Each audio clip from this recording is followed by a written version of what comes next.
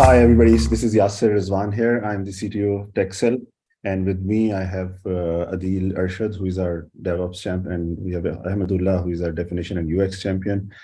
And this is tkxel is a software is a tech company, and Better Tech is our platform where we invite CEOs, CTOs, and the industry leadership holding people to discuss the future of the industry and where we are heading.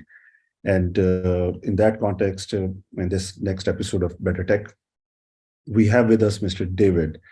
David is the CPO of in Gitlab, and and we are interested to know how he progressed through his career, because he developed interest in DevSecOps and I'm assuming that before that DevOps and then DevSecOps, and then rose through the ranks and then became the CPO at this very prestigious company. So David, just give us an intro about yourself and your journey. Absolutely. So I actually had a very interesting journey in my career. I started off as a software developer with a goal to become a video game engineer for a large video game company. And somewhere along the lines of getting ready to have that sort of career, I kind of realized that I did love development, but I also enjoyed understanding and working with teams to address problems. And so that kind of took me in the path of IT to start my career. From there, I actually got really interested in security, which ties into why I'm now at GitLab and DevSecOps, and wanted to be able to better understand how to secure platforms. And so that led me to become a security engineer, work in security labs for a while. And what brought me then into product was, at some point I realized I was actually building, I'll say products in quotes. They were testing services that organizations could sign up for. And I really liked that. I enjoyed the understanding of the problem, working with the team to build and solve that problem. And that really got me into product management. And so GitLab is kind of the culmination of my career's journey, starting as a developer, going into an IT role, becoming a security person, because GitLab is trying to solve DevSecOps problems for organizations, whether they're small and startup to large enterprises. And so in 2019, I joined GitLab to build out the ultimate tier. If you're not familiar with that, that's the part of the product that does security and compliance focus. And so I was able to build that part of the product out, continue to grow with GitLab in my career. And last year I had the honor of being able to take over as chief product officer for the company and lead the entire product strategy. Great. So it actually is a very interesting transition from game development to a very serious business of securing the deployment platforms and probably development also. So did you go through first exploring all of the deployment things like DevOps things and then adding security into it, or you started with the security thing and then added DevOps into it? Yeah, that's a great question. So I actually understood DevOps best practices because at one point I was a developer and working in the security lab. I actually was the part of the team that decided we needed to use a DevOps tool there to better manage our software. And so I really understood DevOps prior to joining GitLab. What brought me to GitLab was the security part of the story. GitLab wanted to add security natively as part of DevOps. And the reason for that was developers are looking to write the best software possible, and traditional tooling was not giving them the tools they needed to be able to do that successfully. A lot of the times, and I can share this as a former developer, you'd write your software, you would commit it, whether that then becomes a pull request or merge request, goes through code review. But at some point after you're done working on it, a security team would come over and say, hey, I found all these vulnerabilities in the software you wrote. You may have written that 3 months, 6 months, a year ago. You don't remember what you were doing at that point that led you to make the decisions you did. And so I came to GitLab to help build that security in and truly shift it left in a way developers could understand it. And so it gave me the opportunity to take all the DevOps understanding I had from doing that as part of engineering, and then apply the security knowledge I had learned along the way into that. And so what I like to say is that like security brought me to GitLab, but DevOps is also what brought me to GitLab. Like I said, I joined almost 4 years ago at this point, but it gave me the chance to like refresh that skill set and knowledge. Right. So in a typical business application, we can understand it's easy to write or to imagine the product of the role of the CPO. But in this kind of application, which is not UI intensive, it's like you have to come up with requirements from either you are yourself expert in imagining requirements and you're getting some feedback from the industry and through. So what is your methodology of having all of these requirements sorted out and listed in detail? That's a great question. So what I would say is there's a couple different components to how that happens. So first, you're going to talk to customers, and one of the things I take a lot of pride in is how much I and my product team talk to our customers. We're trying to understand what their pain points are and how do we help address them. And you're right, sometimes those pain points aren't actually usability or UI related. They are how long a pipeline takes to run. So their CI pipeline is taking too long and it's slowing them down. Or it's I deploy applications into Kubernetes, but how do I know it's deployed successfully and how do I know it's doing what it's supposed to do?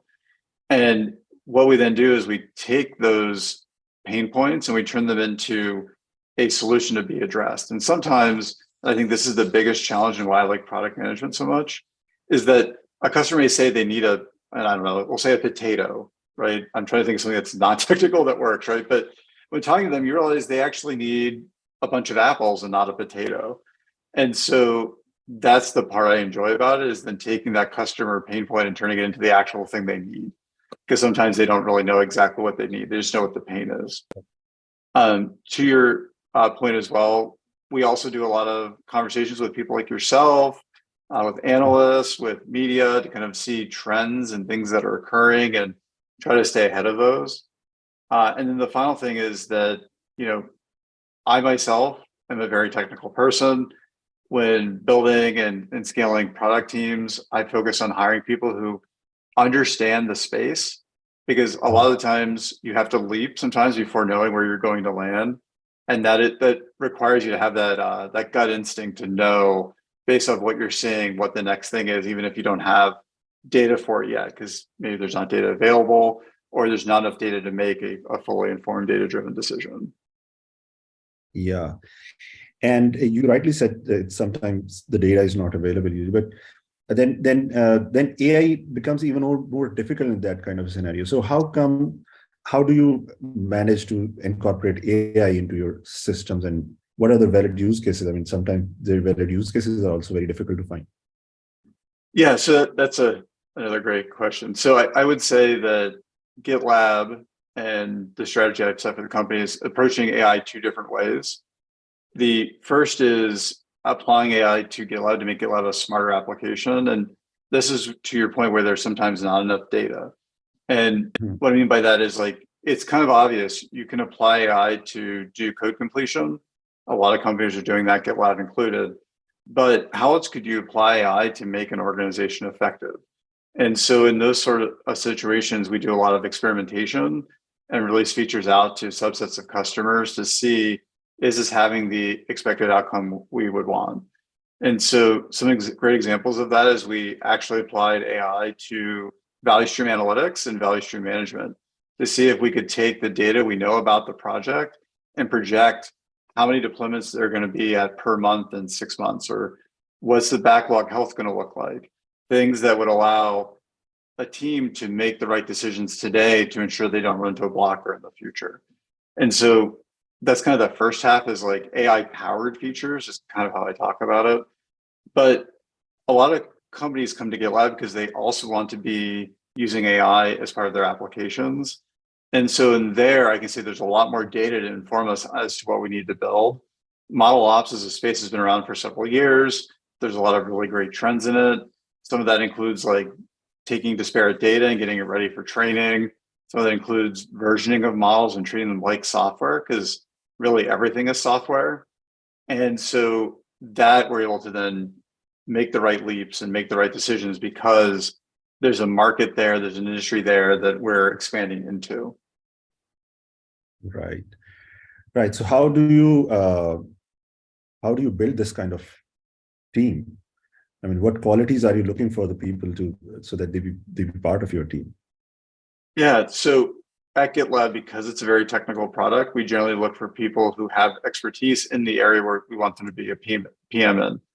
A person years ago, and I wish I could tell you who it was, I don't remember, said that, for a basic type of product, you can walk around a city and find a PM who could probably manage that product.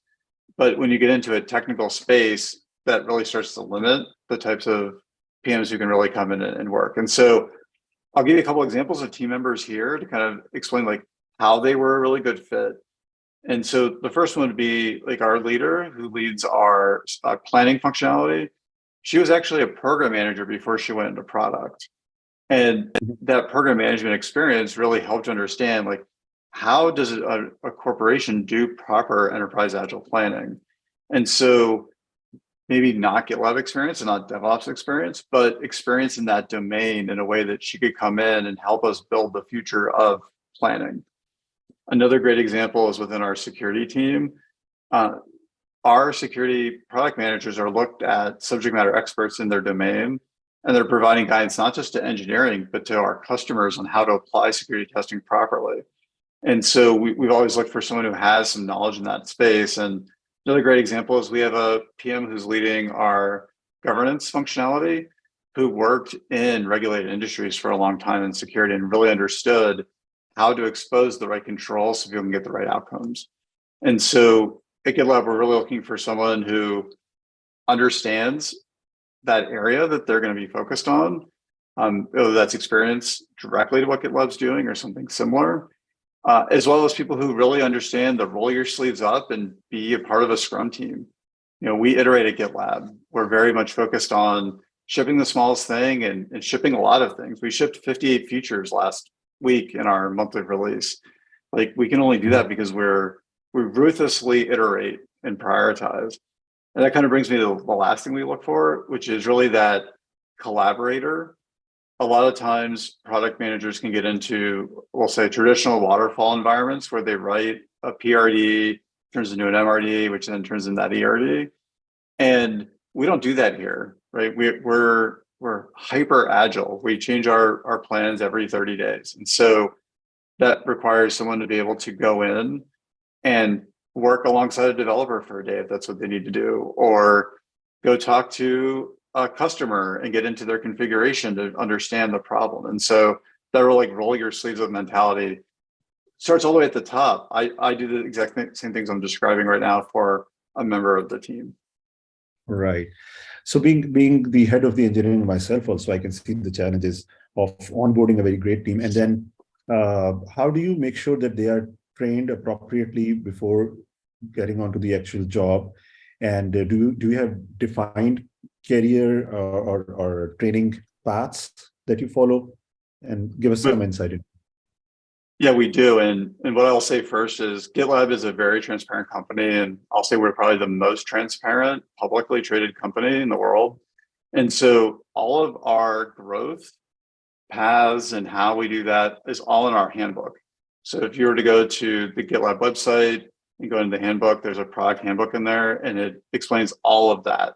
But to kind of give you some highlights of it, we focus when someone first starts on onboarding, and our onboarding is actually, I'll say, very rigorous. It is very much focused on making sure you know how to work at GitLab. What I tell new employees who start, I was the type of person, I'd started a company and I would expect by day 3 I'm contributing already. At GitLab, we give you more time for that because GitLab just operates differently as an all remote company. So as a new employee, you're given an onboarding issue because we use our own product. So we have an issue that lists all the things that you need to do per day to onboard. And then depending on your role, you get some specific ones. If you're a manager, you get a manager one that you go through as well. If you are focused in, say, engineering, where you are as the CTO, you end up getting things that are specific to the roles in that department. For longer career growth, we use our career development framework. It's a defined document that helps drive conversation between the manager and the team member.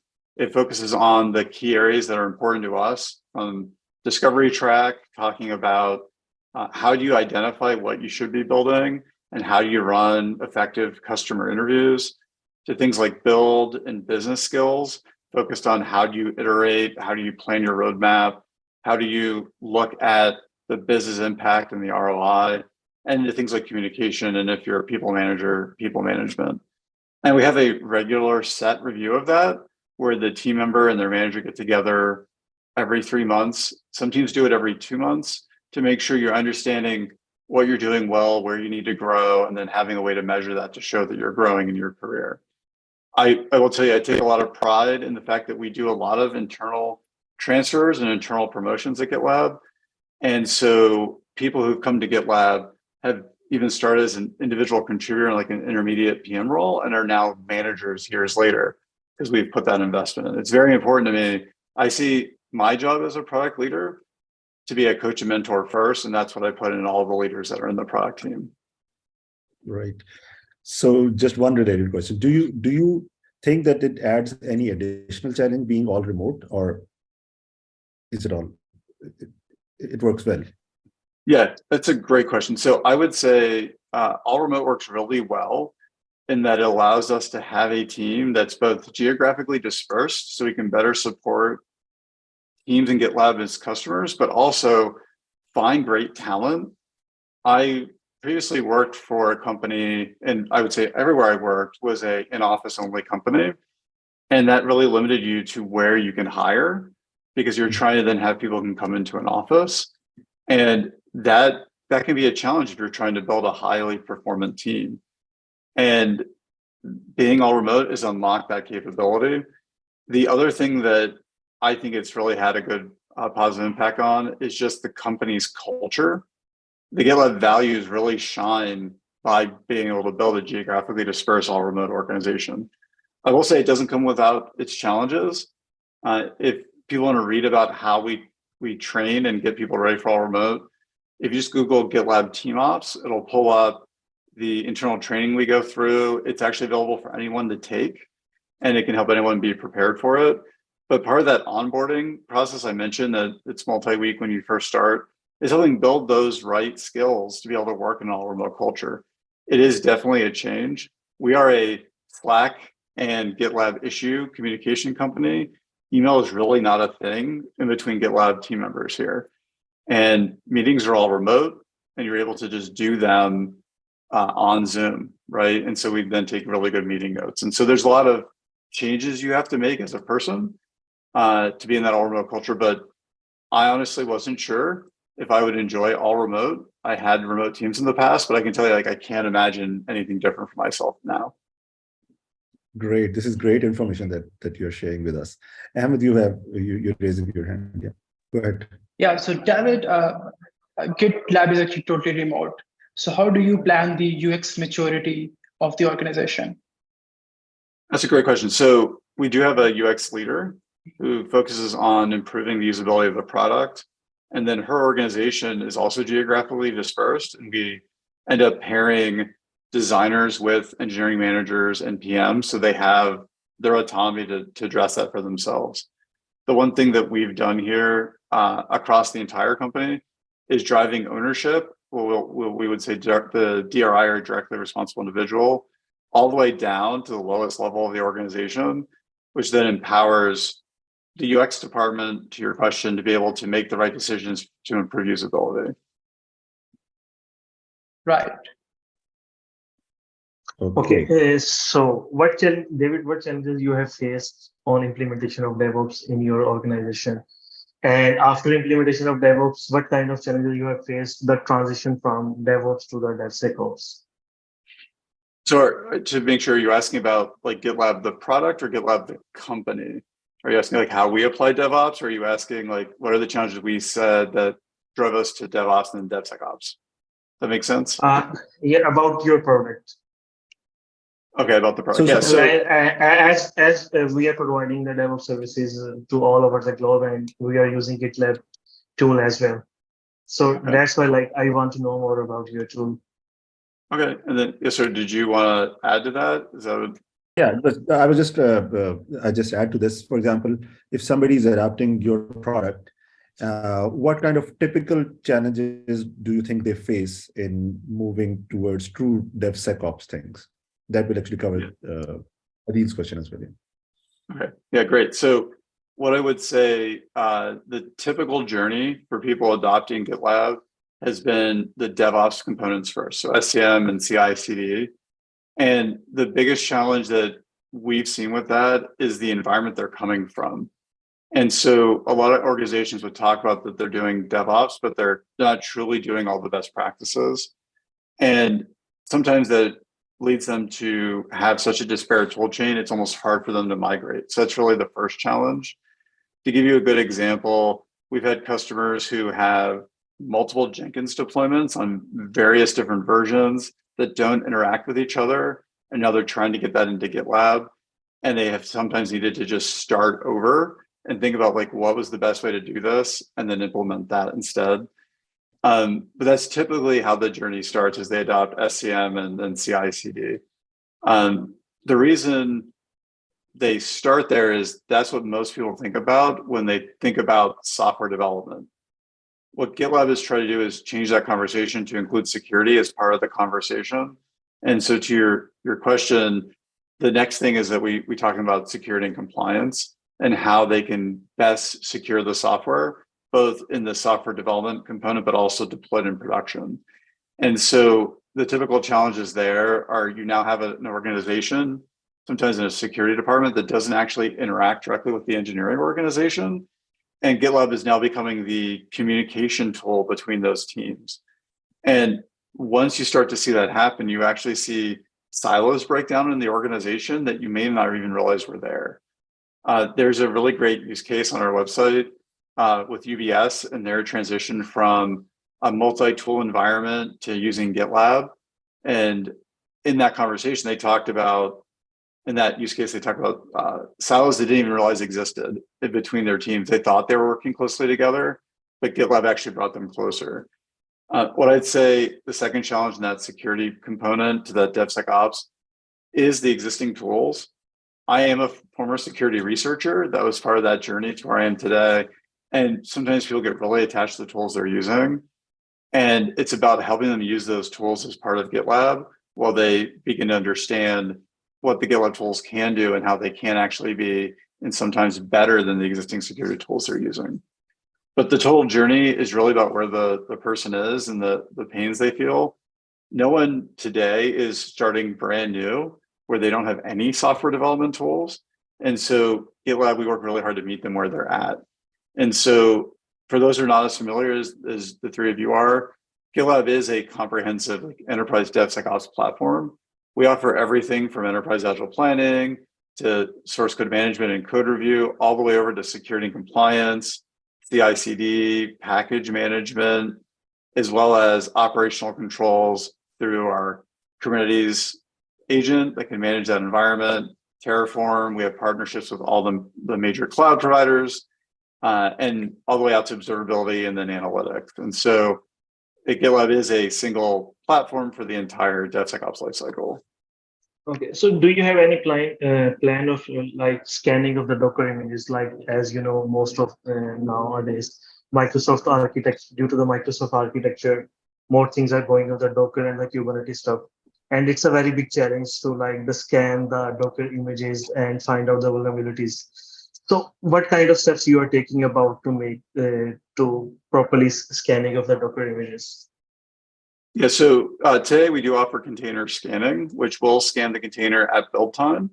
But recently, in the last couple of months, we've also enabled running scans against those containers deployed in production. And we went down that road because container drift is a real thing that organizations face.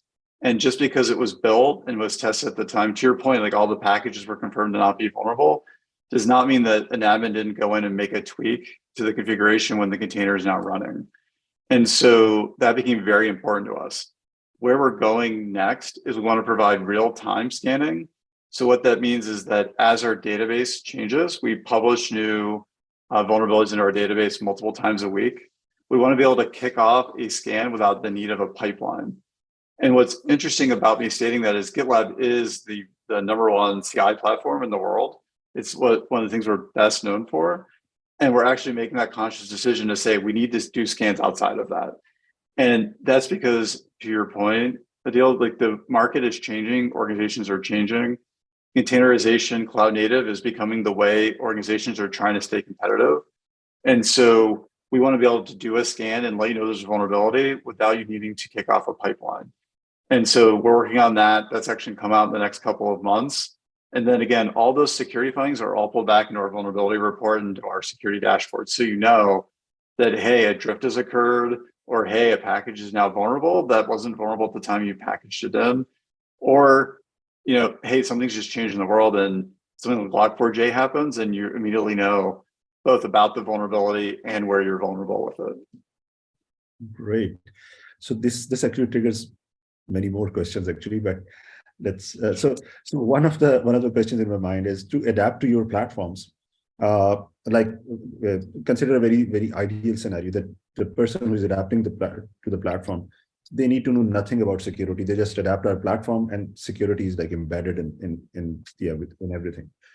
Two, they need to know in-depth security to adapt our platforms, and if they don't, they will not be able to adapt to the tool set that we are providing. So what kind of skill set do you expect on the receiving end of the company which is adapting to your product, so that they can effectively adapt to your tool set? Yeah, so what we've seen is customers have come to us in all parts of that journey. Sometimes they have a very mature and robust security team, and they come with very specific, very technical questions about what GitLab is doing. And then we've had them all the way at the beginning where they're just building their first security team and they're trying to build that into their organization, but they don't have that same knowledge that other example would have. And so what we focused on is making security as easy to adopt as possible. The first thing we have is a functionality called Auto DevOps. And if you enable that for your project, it actually will set up not only your CI/CD pipelines, but apply the right security scanners and configurations based off the code that's in your project. And so to Adeel's last question, like if you are using containers as part of your deployment, it's going to automatically enable container scanning for you. Outside of the configuration, we've also tried to make security as approachable as possible. And we've done that through things like inline security training and the merge request experience. So if you're a developer, a scan is run, a vulnerability is found, it doesn't just give you the security speak of it, it gives you it in a developer-friendly term, as well as links to training that's about that vulnerability. So I guess I look at it this way and you know, try not to laugh at this example, but like developers don't like wake up in the morning and say, I want to write a 0-day vulnerability into my application today. Like that's my only goal today, right? They wake up and say they want to write the best software possible. And so we want to make that doable for them. And that kind of leads to like where we're going with this as well. So on top of it being like a bite-sized training, say a SQL injection was added with their code change, it would explain that from a training perspective. We're also adding AI to security. And this is one of the things from earlier in the conversation about how you make everyone more effective. And so we announced last month that we have the ability to explain vulnerability using AI. And so that gives them, again, not just that training, but now a natural language expression of the vulnerability that was found, recommended code snippets they can use to resolve that vulnerability, and give them that sense that, you know, they have a partner in GitLab, even if it is an AI partner, right? That's helping them resolve vulnerabilities so they don't get introduced into production. And our goal with that feature is to continue to build it to where they can actually just click resolve. And the AI will then resolve the vulnerability for them and show them the code change it made and just commit that code change to their merge request. And so we see both that education, the ease of use with the auto DevOps, and now the application of AI is how we help those organizations, whether they are those really senior and mature ones or the ones who are just starting that journey. They kind of put a bow on it for you. One of a customer in a conversation had one security researcher or security engineer for every 1,000 developers. Mm-hmm. Like they need those tools to be developer friendly if they want to secure themselves. Right. And you talked about code reviews. So is it like static code analysis of the code, or somebody reviews the code manually as well? So we have a couple different ways that can work. So you can run code quality scans as part of your merge request.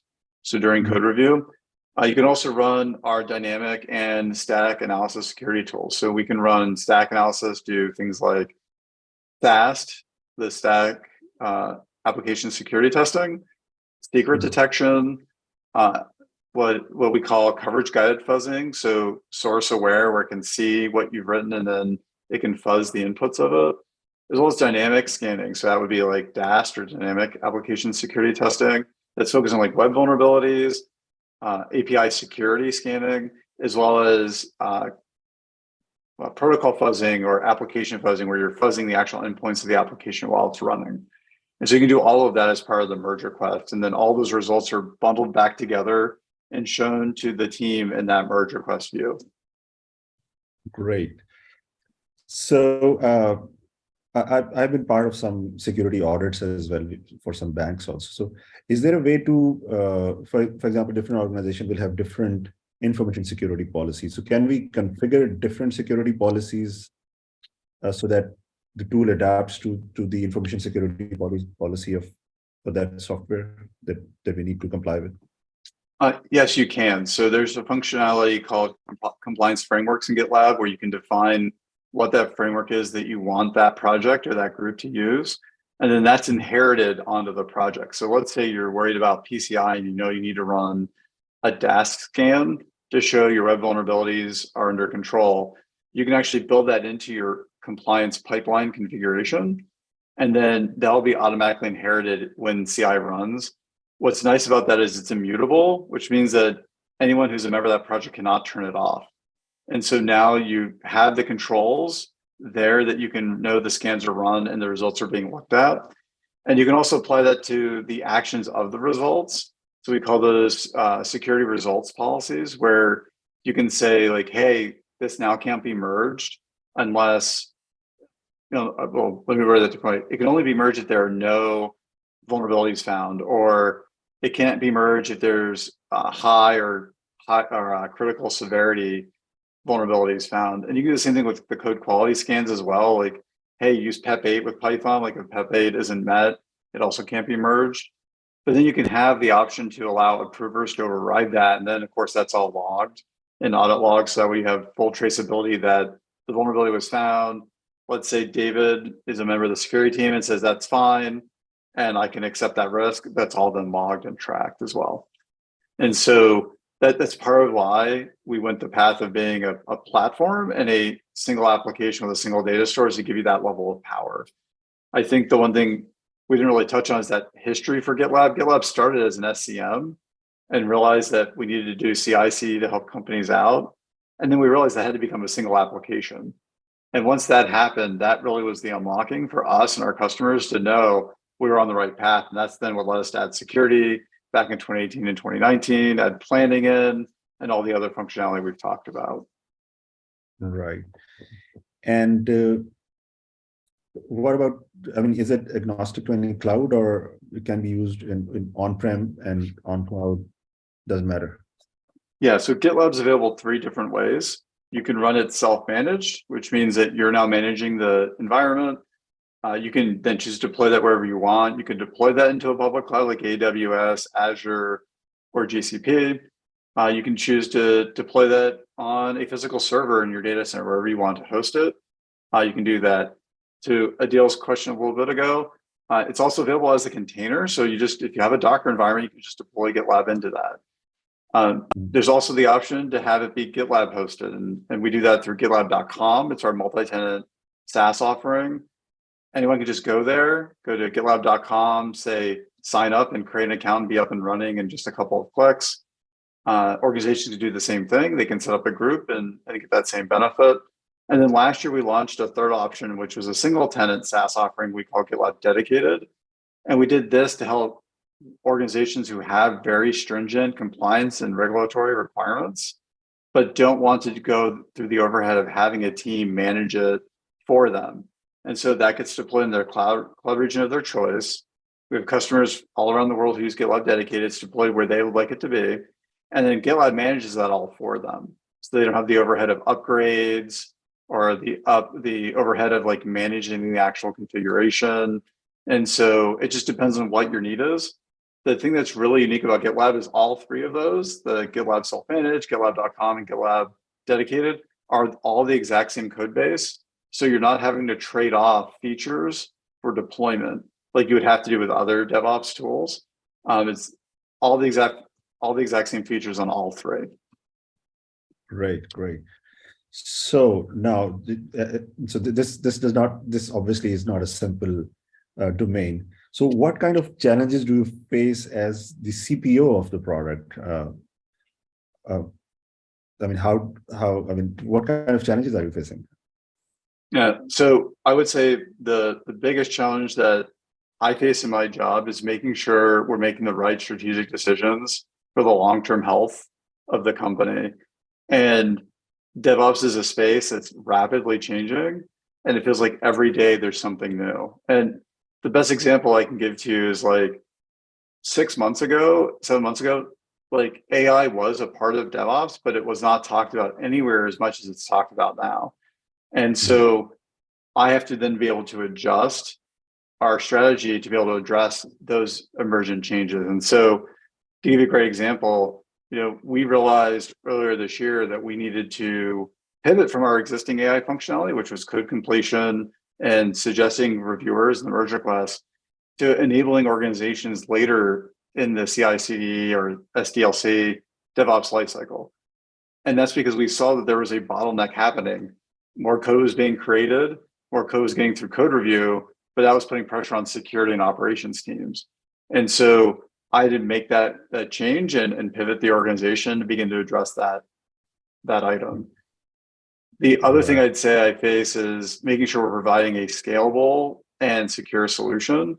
And that sometimes means that I, as the leader, as the chief product officer, have to say, okay, I know you have a really awesome roadmap, PM, but I need you to pause it for 3 months and fix the following things that we found with your features. Whether that is having a scalability problem, a vulnerability was found by the security team, whatever that is.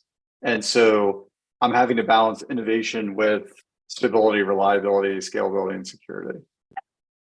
Right. So it's a saying that security is as strong as the weakest link. So I imagine if we are using, you're building an application which is using lots and lots of cloud services. So, and those are being added, with lightning speed also.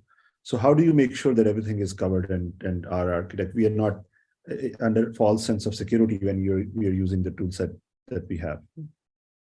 Yeah, so this is where I've always said to people, like, if you're going to do security right, enable it all.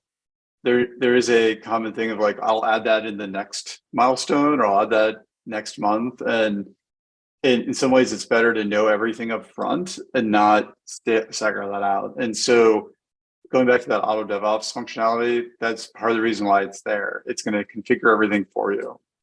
The other thing, to your point, is like the cloud provider. We also recommend doing things with some of the partners we have to properly monitor that cloud environment. We have some really great integrations with the cloud providers that will light up dashboards on their side too if there's an issue within the cloud environment. And so I would say, if everyone wants to take one thing away about securing our conversation today, it is like, do it early, get it configured as soon as possible, and make sure you're monitoring it, because security is one of the things that can change really quickly on you. And one day your application is secure, and the next day someone found a 0-day in a package you're using, and half of your containers are now vulnerable to it. And you don't want to find that out because someone has hacked it. You want to find that out and patch before someone does. Right. So, Ahmad, Adeel. Yeah, so I got a few questions. I didn't want to change the shift towards the design because you were into the core of DevOps. So yeah. We were actually talking about the AI here, and since the previous year, there has been a lot of different tools like Gitlab, Midjourney, ChatGPT, DALL-E, which has made a lot of design operations automated. So how do you think that how you ensure that the design team remains adaptable and prepared for the future changes in the design industry? Yeah, so a lot of that has to do with making sure it ties in really great to the question earlier about career growth, is making sure you're giving your design organization the opportunity to grow and expand. And when I say grow and expand, I'm talking about their skill set and their knowledge. One of the things that I led UX at my last employer, and I have the honor of having the UX department be part of product at Gitlab. And the best thing you can do is give them the opportunities to grow and learn. And so to your point, one of the questions that were asked were, could we automate some of the usability improvements in a way that we can iterate faster to address new future needs? And we enabled our foundations team to be able to build out what they call their design scanner. It's essentially monitoring the application and identifying where components in the application are not meeting the design standards in the design system. And now they're working on ways through AI to leverage remediating those in real time.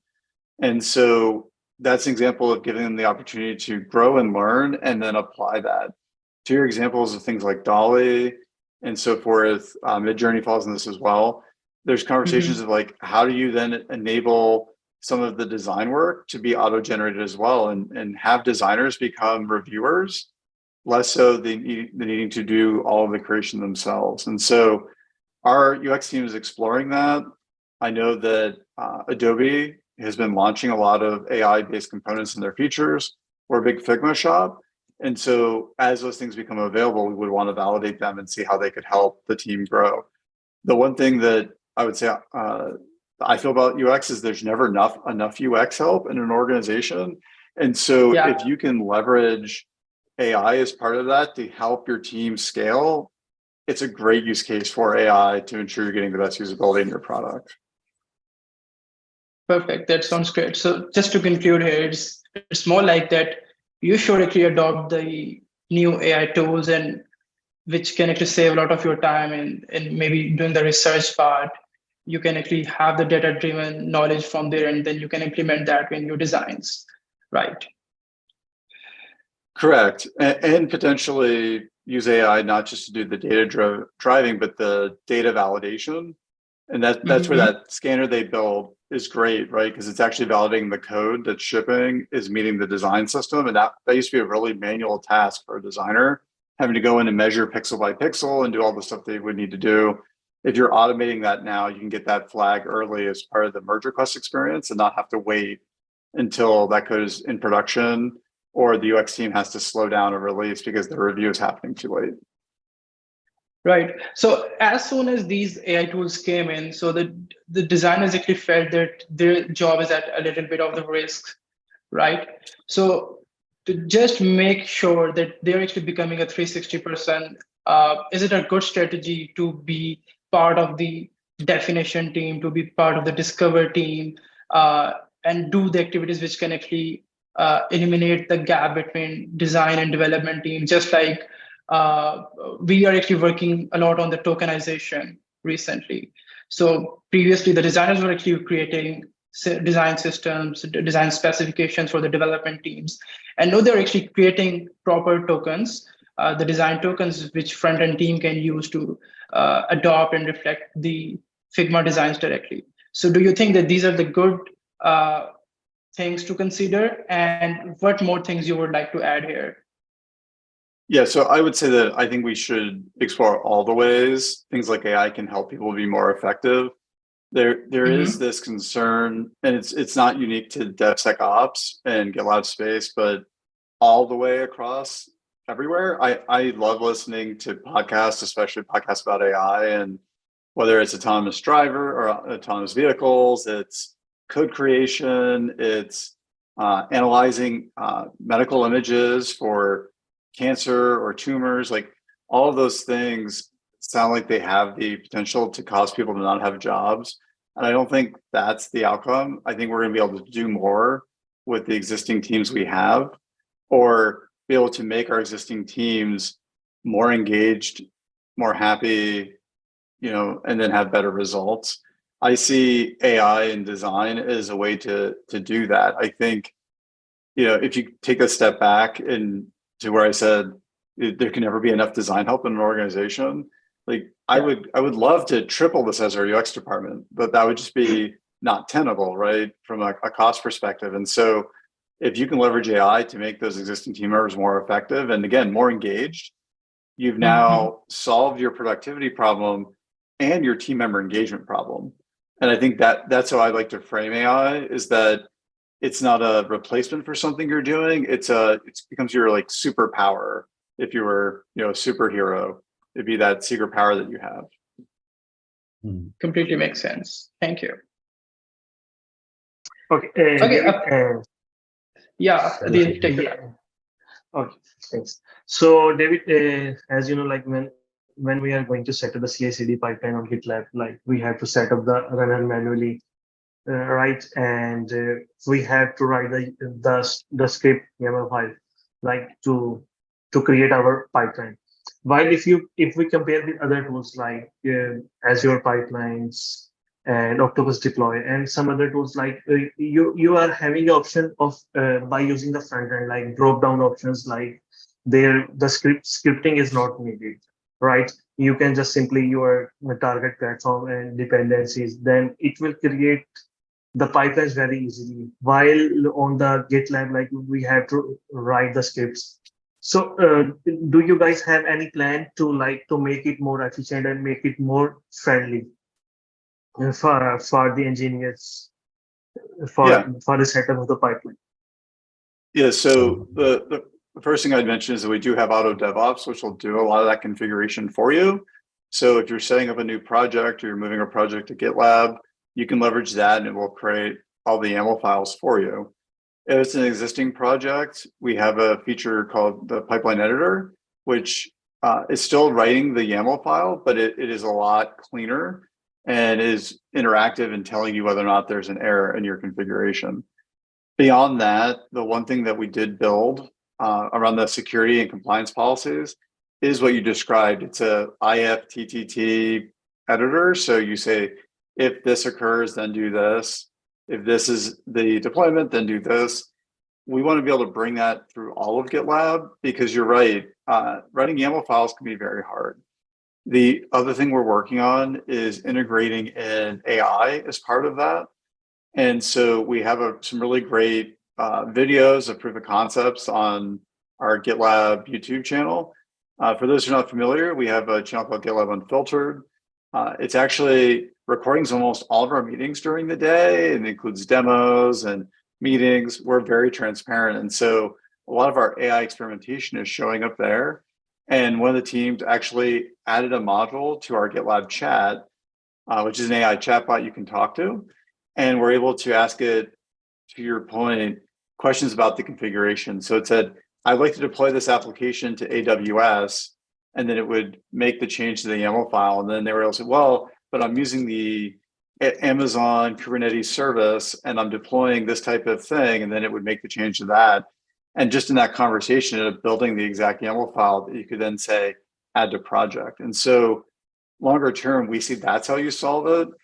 There's only so many different ways you could build a point and click UI to cover all the complexity of CI can be. And so we want to augment that with AI to make it a lot easier. Okay. And we are seeing like GitOps is very trending nowadays. Like we do have Argo CD and the Flux for the CI/CD delivery related to the Kubernetes services. And there are some other tools in market available related to CI/CD tool for Terraform, right?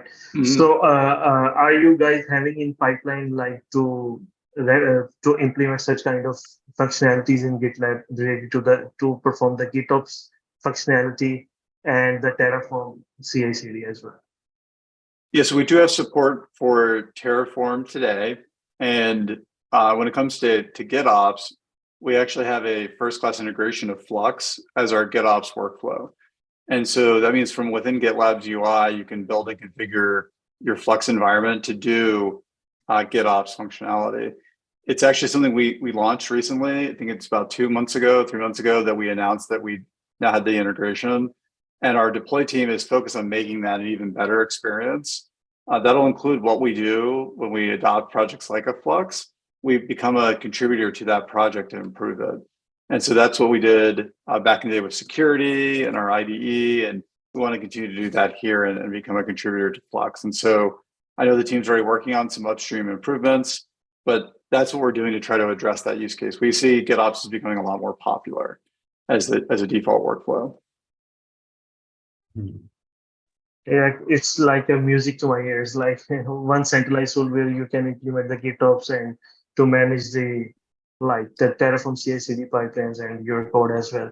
Because like to convince a customer, it's very difficult. Like we have to adopt another tool for GitOps operation, another tool for Terraform, and another tool for the code level CI/CD. So it would be really great. Like on a single tool, we can handle a lot of this kind of stuff. Yeah, I just tried it, so I know it works. But if you Google GitLab Flux, the first link is the documentation. The second link is the blog about it. So I was actually wrong. It's over 3 months ago that we did the integration with Flux. So the blog says on February 8th we announced it. So if you want to learn more about that, you can Google, and anyone else who's watching the podcast can do the same thing and Google for GitLab Flux, and you'll see all about it. Right. Yeah, sure. We'll do that. So finally, what advice would you give to other leaders in the tech industry who are looking to build successful products like yours and to stay ahead of the curve in this rapidly evolving scenario? Yeah. So there's a couple of things I would tell leaders to look for. The first one, and it's probably the hardest, is to be a relentless iterator. And what I mean by that is, organizations, and I've done this myself in the past, you get into a scope creep of what you're trying to release. And so it turns from, hey, that'll be in 3 months to that's going to be in 4 months or 5 months or 6 months. And I've been in organizations where that's led to an 18-month delay in getting something to the customer. The best way to know you're addressing that customer's pain point is to get them something as soon as possible. And that's something that is embedded in GitLab's values. It's one of our credit values. If people aren't familiar with that, Google GitLab values. We've got 6 values, and the I stands for iteration. I can't stress that enough. It's the best way to the questions on usability and UX.